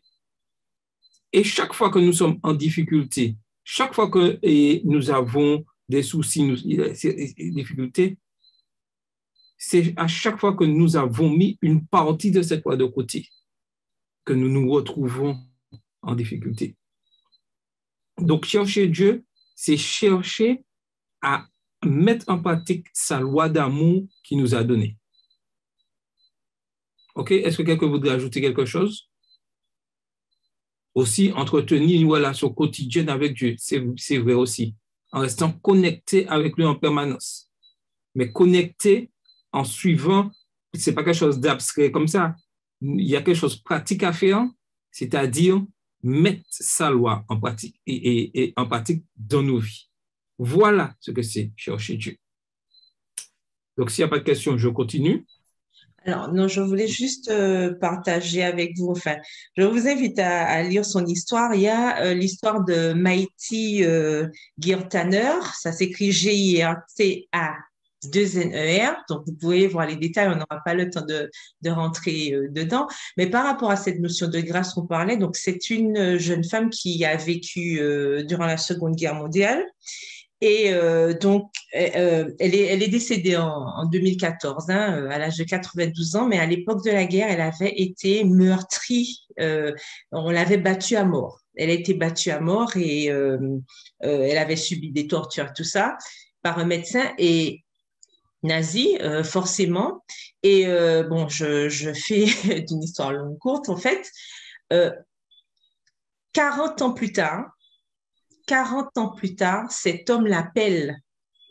D'accord? Et elle nous dit que même les bourreaux, elle a eu l'occasion de le dire dans son biographie, elle dit que même les bourreaux ont une âme. Et lorsqu'elle a rencontré cet homme, elle dit qu'il fallait laisser faire la grâce pour qu'elle puisse, déjà qu'elle était surprise d'avoir son appel, mais elle a déclaré qu'il fallait laisser faire la grâce. Et elle a eu justement cette force de pardonner à cet homme qu'il avait pourtant battu à mort, qu'il avait laissé vraiment pour morte. Et 40 ans plus tard, voilà que ces deux personnes se rejoignent. Je ne sais pas si vous imaginez ce que ça peut être, mais on peut entrevoir un petit peu cette notion de grâce, de vraiment opportunité imméritée. Et ça, c'est quand même un témoignage extraordinaire de voir que des personnes qui ont subi vraiment des choses impossibles, qui arrivent justement à pardonner. Et c'est pour ça que vraiment le pardon, c'est quelque chose d'extraordinaire parce que ça libère. Donc, si vous avez l'opportunité, je vous invite à lire encore son histoire de Mighty Girtaner, mais c'est vraiment aussi un exemple de grâce et de personnes comme nous, je veux dire, parce que souvent, c'est vrai qu'on parle de Dieu, oui, Dieu est Dieu, mais on voit que ce genre de situation se pose avec des humains comme nous, hein, et qui arrivent à le faire. C'est pas facile, mais c'est possible avec la grâce de Dieu. Voilà. Juste pour dire, un peu comme Nelson Mandela, qui un jour, alors qu'il mangeait au restaurant, a invité, s'est aperçu que, reconnaissant ce gardien de prison pendant toutes ces années qu'il a passé enfermé, a reconnu ce gardien qui avait vieilli entre-temps et de l'inviter à manger à sa table alors qu'il était élu président. Et, Tout à fait, effectivement. ça aussi, voilà, il faut le faire. Et ce gardien, c'était celui qui était le plus méchant avec lui et qui faisait de ses atrocités en prison. Donc, voilà. Et ceci, c'est une... Et c'est là que je comprends, comme Carole disait, et elle donnait l'explication, elle dit que la dame disait, même les bourreaux ont une âme. Mais quand on lit le passage je crois, dans la grâce de Dieu, source de salut pour tous les hommes. Donc, et il a donné l'exemple de la sur les deux personnages à la croix. Donc, il y a une qui a accepté, il y a un qui n'a pas accepté. Mais et je crois vraiment la grâce est quand Jésus est mort pour l'humanité. Jésus est mort pour l'humanité. Et à partir du moment que nous acceptons cette grâce, ça veut dire que nous avons compris qu'on ne méritait pas, on nous donne un cadeau, eh bien, ça devient une réalité pour nous. Ça devient, je ne sais pas comment dire ça devient une source de vie pour nous. Parce que lorsque quand nous avons compris personnellement que nous sommes sauvés, je dis, et il y a un passage qui dit, vous êtes sauvés, et ce n'est pas le moyen de la foi, vous êtes sauvés par grâce, ce n'est pas le moyen de la foi. Donc, quand nous avons compris ce verset-là, on doit se poser les bonnes questions. Si Dieu nous donne cette grâce-là, aucun homme ne mérite machin. Aucun homme. Et à partir du moment quand nous avons compris que c'est Dieu, comme on dit, et tu as dit un passage là, tu as dit un truc là, tu as dit quelque chose là, personne ne mérite le pardon. Donc, si nous acceptons, Dieu n'a pas comment dirais-je, il n'a aucun, de compte, comme on dit. Il dit, bon, voilà, tu es sauvé. Aucun mérite. On n'a aucun mérite. Donc, quand nous avons compris ça, on va dire, Seigneur, merci pour cette grâce. et que ce passage, la parole de Dieu a une réalité, la grâce de Dieu, source de salut pour tous les hommes, a été manifestée. Voilà. C'est un complément, je voulais dire, de tout ce que vous avez dit. C'est une grâce qui a surabondé. Hein. Voilà. Surabondé. Donc je vous demanderai grâce que nous débordions en ce soir, parce que le débat est très enrichissant et j'espère que j'aurai cette grâce de votre part. Juste pour ajouter, je voulais juste corriger. Hein. J'ai parlé d'autobiographie. C'est une biographie qui a été faite de Maïté. Hein. Donc, si vous recherchez, c'est une biographie et pas une autobiographie. Mais ça parle de son histoire. OK.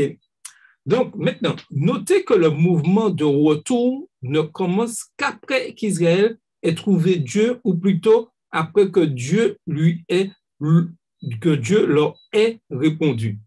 Et c'est pareil pour nous. Ce retour ne commence que lorsque nous avons trouvé Dieu, ou plutôt qu'après Dieu ait répondu à notre appel. Le verbe hébreu, shuv, retour, consiste à prêter attention à la voix de Dieu. À la voix de Dieu et à obéir à ses commandements. Et vous voyez encore à nouveau apparaître l'obéissance aux commandements de Dieu et à circoncire ou à changer leur cœur. Voilà déjà un aspect important. Une fois que nous avons pris la décision d'obéir aux commandements de Dieu, un appel nous est lancé à changer nos cœurs. Fait intéressant, le radical shuv combine en lui les deux exigences qui consistent à délaisser le mal et revenir à Dieu, chose qu'ils retrouveront sur les anciennes voies. Ce mouvement parallèle implique un aperçu profond. La meilleure façon de résister au mal est de faire le bien. Et ça pour nous, c'est très important. La meilleure façon de résister au mal est de faire le bien. Puisqu'Israël s'est montré incapable de circoncire son cœur, c'est Dieu lui-même qui fera cette opération. C'est lui qui changera le cœur de son peuple et créera ainsi les conditions pour qu'il se tourne vers lui, entende sa voix et lui obéisse de tout ton cœur et de toute ton âme. Et en ce soir, c'est ce que Dieu veut faire en nous. Il veut faire cette opération afin que nous puissions le servir de tout notre cœur et de toute notre âme. C'est cette profonde repentance et cette vraie conversion qui mèneront à la joie de Dieu.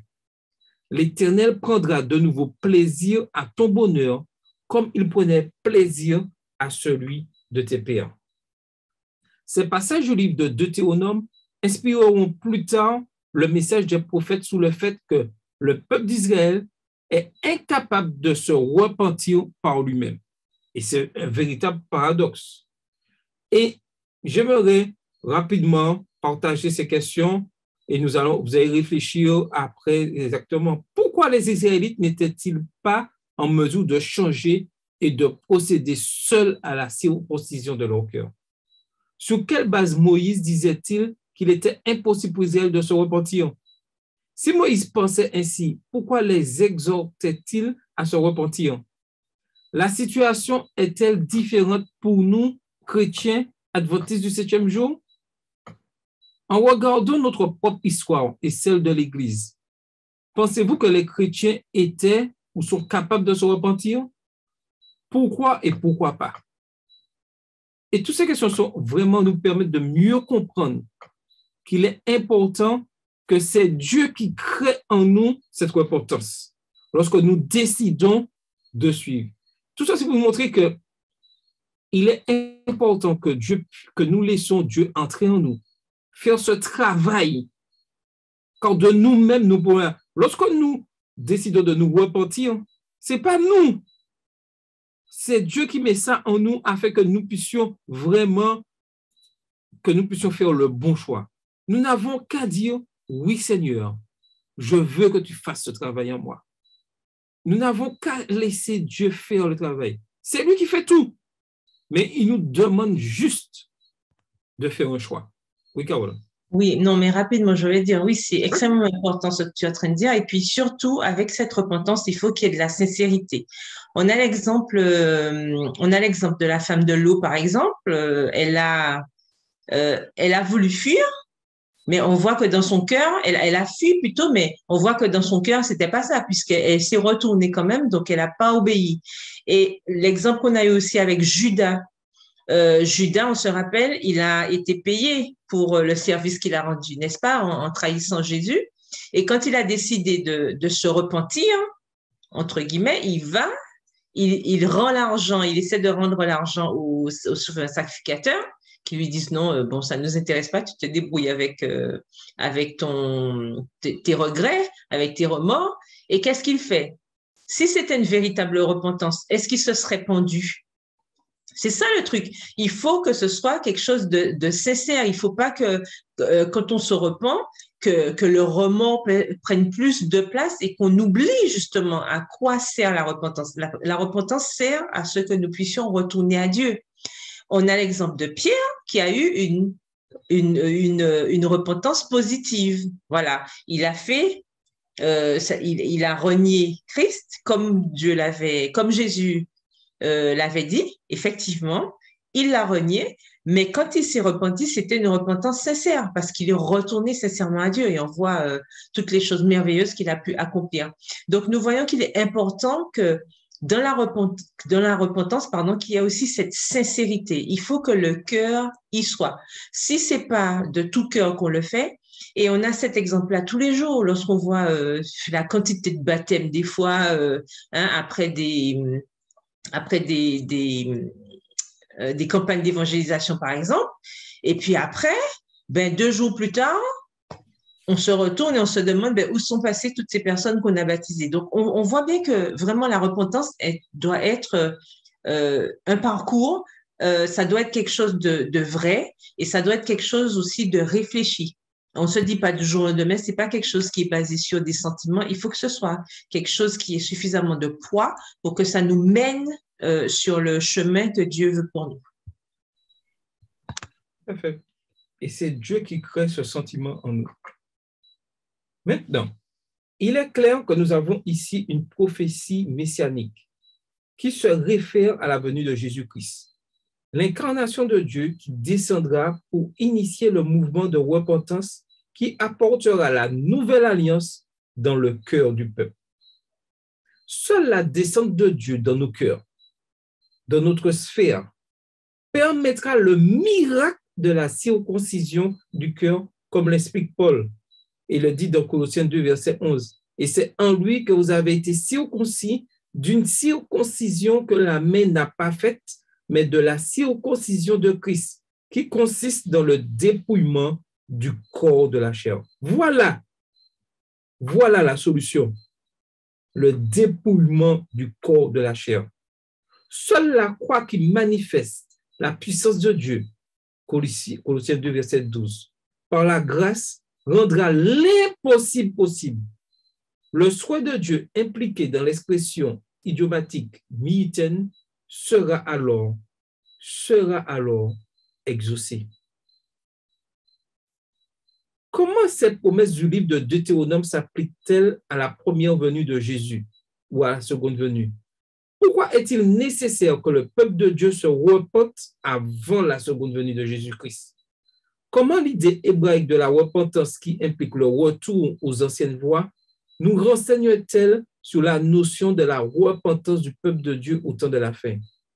Considérons les leçons de Deutéronome, comment la circoncision du cœur sera-t-elle effectuée?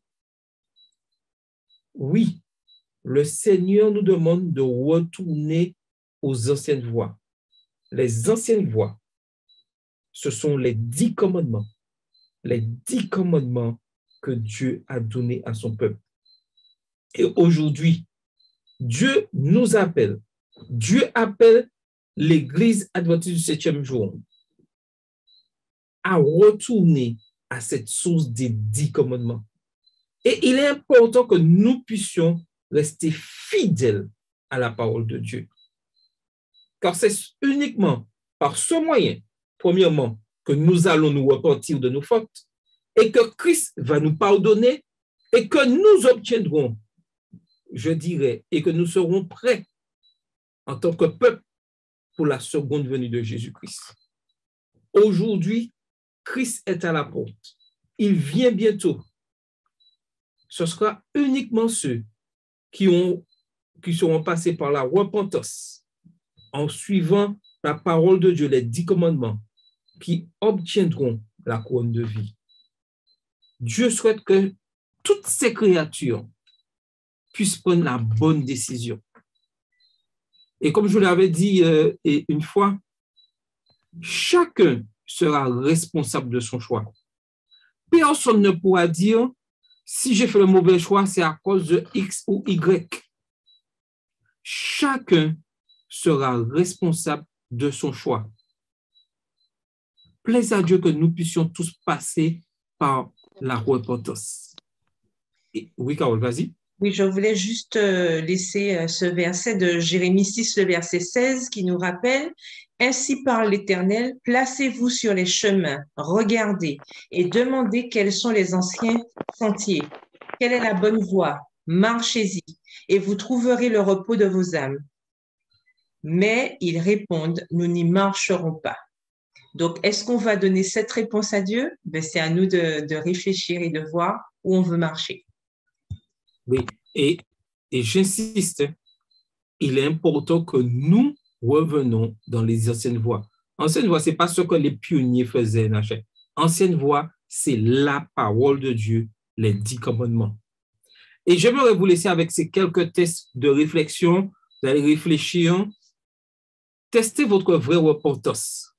Souvenez-vous des histoires de votre expérience de repentance. Combien de fois avons-nous demandé pardon à quelqu'un que nous avons offensé et expliqué les raisons pour lesquelles nous nous sommes comportés de cette façon? Quand nous disons désolé, ajoutons-nous des fois un mais accusant la personne que nous avons blessée? Et ça, c'est très important. Le plus souvent, nous repentons et puis nous disons, mais si tu n'avais pas fait ça, ce n'est pas de la repentance, ça.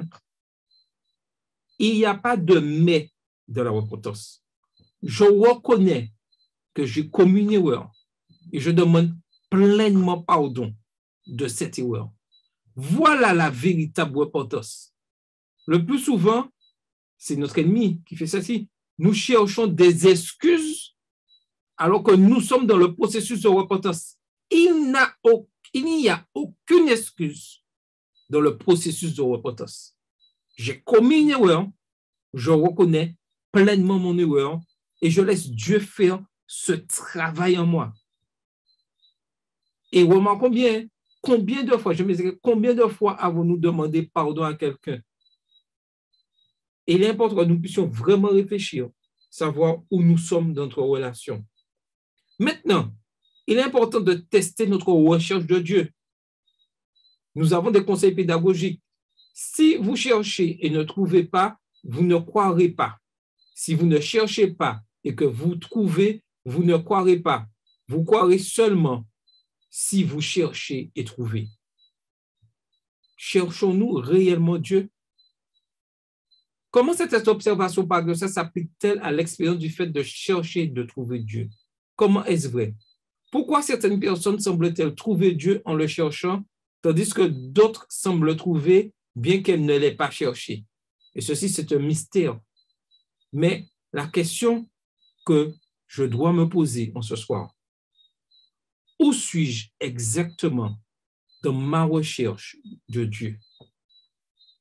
Est-ce que c'est une recherche partielle ou est-ce que vraiment, du fond de mon cœur, je cherche Dieu et je souhaite qu'il fasse ce travail dans mon cœur, changer mon caractère, purifier ce caractère afin d'obtenir cette couronne de vie? Il est important que nous puissions pratiquer la repentance. De la même manière que Dieu nous pardonne, il est important que nous puissions pratiquer cette repentance, reconnaître nos erreurs vis-à-vis de nos conjoints, de nos enfants, de nos amis. Et il nous a donné quelques idées ici, là. Sélectionnez un jour particulier dans le calendrier. Vous avez Noël, Pâques, la Sainte Seine, le sabbat. Pendant les 7 jours précédents, cette journée, notez vos échecs, vos regrets et vos victoires. Le dernier jour, avant l'heure désignée, parlez-en à votre partenaire. Essayez d'être aussi honnête que possible et répondez aux questions suivantes. Comment nos expériences de repentance nous ont-elles changé? N'ayons pas peur de nous repentir, de reconnaître nos erreurs. Ceci nous rapproche encore plus de notre Seigneur, nous rapproche les uns les autres. Trop souvent, par orgueil, nous refusons de nous repentir. Nous refusons de demander pardon. Nous refusons d'exercer le pardon. Et il est temps aujourd'hui que nous puissions pratiquer sincèrement la repentance entre nos frères et sœurs. Oui, Bruno. Je voulais juste souligner ce verset qui, je trouve très intéressant, dans 2 Corinthiens chapitre 7, verset 10, la version français courant, car la tristesse conforme au plan de Dieu produit un changement de comportement qui conduit au salut, sans qu'on ait à le regretter. Et on avait mentionné tout à l'heure le cas de Judas. Et la Sainte Seigneur explique bien que Judas a simplement éprouvé une tristesse selon le monde. C'est comme il a été pris à défaut, il a été pris de remords. Et ce n'est pas du tout ce qui conduit, le Saint-Esprit nous convainc de péché, de justice et de jugement. Ce n'est pas du tout ce qui conduit à la véritable repentance. Donc, ce verset de 2 Corinthiens 7, verset 10, je trouve très intéressant. C'est une tristesse selon Dieu.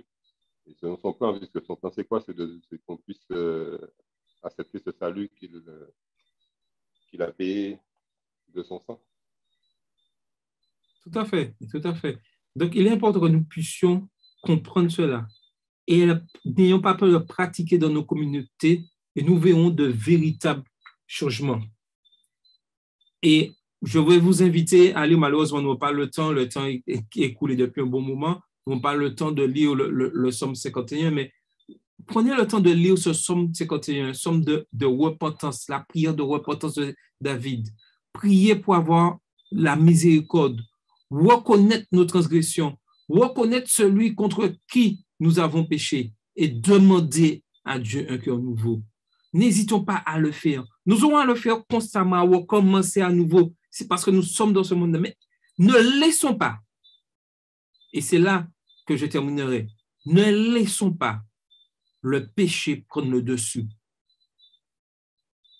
Usons la repentance, usons de compassion, usons de miséricorde de la même manière que Dieu use de miséricorde. Et lorsque nous exercerons ceci dans nos communautés, nous verrons de véritables changements. Aujourd'hui, Dieu veut que nous tournons nos cœurs vers lui. Pas pour rester en relation avec les pires, etc. Le plus, c'est que ce bénéfice doit servir à la communauté, là où nous vivons, doit servir dans nos familles. Aujourd'hui, Dieu veut créer cette réconciliation dans ce monde troublé. Ayons toujours des paroles de paix, des paroles de réconfort, malgré que tout ce monde est troublé, surtout que nous vivons en Martinique en ce moment. Évitons des mots durs, même si, comme je disais, même si on pratique le mal vis-à-vis de nous, agissons toujours par le bien. Ce n'est pas facile, mais c'est en laissant Dieu agir que nous pourrons réussir ce combat-là. Et je vais vous laisser avec cette question de réflexion et je vais demander à Bruno de nous faire la dernière prière, s'il veut bien. Ces questions de réflexion afin de mieux comprendre la leçon. Par quelle expérience douloureuse êtes-vous passé avant de reconnaître que Dieu seul vous aimait et voulait vous sauver? Et ça, nous devons comprendre ça. La seule personne qui nous aime vraiment, sans mesure, c'est Dieu seul. Et le plus souvent, nous voulons par nous-mêmes chercher des réconforts ailleurs, mais le secours ne vient qu'en Dieu. Dans la détresse, comment réagissons-nous? Qui ou quoi nous permet d'en sortir? Comment revenons-nous à la vie? Que signifie pour chacun de nous revenir à Dieu? Et dans ce temps de crise, dans ce temps de difficulté que nous vivons actuellement, avec la COVID-19, avec les conflits en Martinique, dans le monde entier conflit, revenons à Dieu. C'est lui seul qui peut apporter un soulagement dans nos vies. Lui seul et rien d'autre. C'est mon souhait pour chacun de vous. Bruno, tu peux nous faire la dernière prière, s'il te plaît? D'accord. Éternel, notre Dieu, notre Père, cette fois encore, nous voulons, tes enfants, selon ce schéma biblique très important, nous humilier, car nous savons que tu reconnais les cœurs brisés contre lui et que tu acceptes tes enfants quand ils viennent sincèrement et qui cherchent ta face. Et nous voulons, Céleste Père, te remercier pour la vie que tu nous accordes et pour ce temps de partage que nous avons eu. Tu nous dis bien dans Michée 6 que tu nous as fait connaître aux hommes ce qui est bien et ce que tu attends de nous, que nous puissions te chercher humblement de tout notre cœur et tu te laisses trouver par ceux qui te cherchent. Et nous voulons cet instant, Céleste Père, nous tourner vers toi, te présenter nos familles, te présenter nos vies et nous en remettre à toi. Donne-nous de méditer encore sur tout ce que nous avons reçu de toi. Donne-nous à mettre en pratique cela avec l'aide de tout Saint-Esprit et que tu puisses chaque jour aider tes enfants que nous sommes. Fais-nous du bien comme toi seul tu sais le faire. Nous t'en prions, nous n'avons aucun mérite. Nous t'avons prié dans le nom de Jésus et ta gloire. Amen. Amen. La semaine prochaine, si Dieu veut, nous verrons se souvenir, ne pas oublier. En tout cas, merci à tous. Que le Seigneur continue à vous bénisse et continuellement à le chercher, à pratiquer la repentance et laisser Dieu agir dans nos cœurs afin que nous puissions refléter vraiment son amour vis-à-vis de nos prochains. Bon sabbat à tous et que le Seigneur vous bénisse.